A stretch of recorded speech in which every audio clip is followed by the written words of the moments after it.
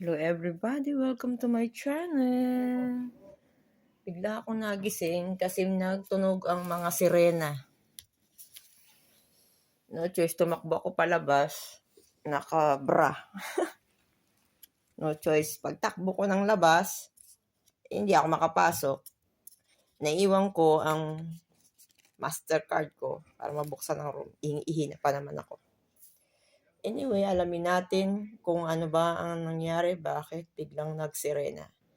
Pero ang inaantabayan ko kasi, nagbigay ng deadline si Trump hanggang bukas.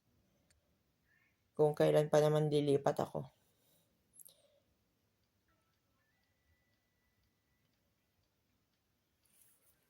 Ayan. Anyway,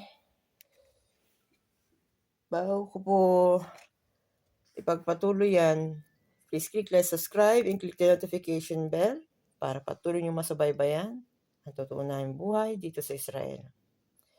Kagabi, nag-iimpake na ako. Hindi pa rin ako matapos-tapos. Buti wala pa rin akong pasok ngayon. Kaya ngayon, 100% kailangan tapos na ako.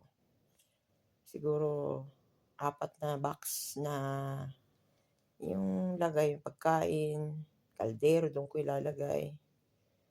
Mga 5 o 4. Tapos may maleta pa akong 3. Yun.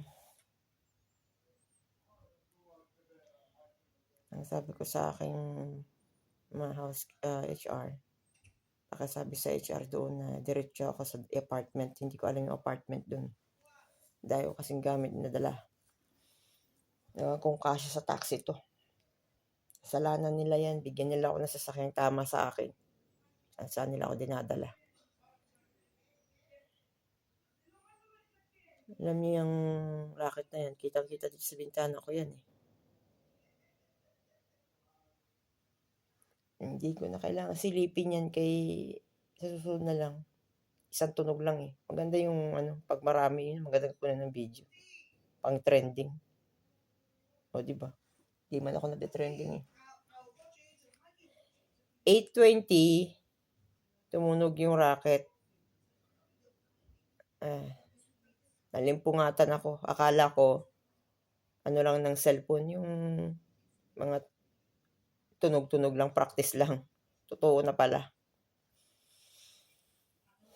Nakakatakot yan ha. Huwag naman sana. Pero mabuti na rin kung malilipat ako kasi nandun mga Pilipino. Sama-sama kami dun. Mag-isa lang ako dito eh.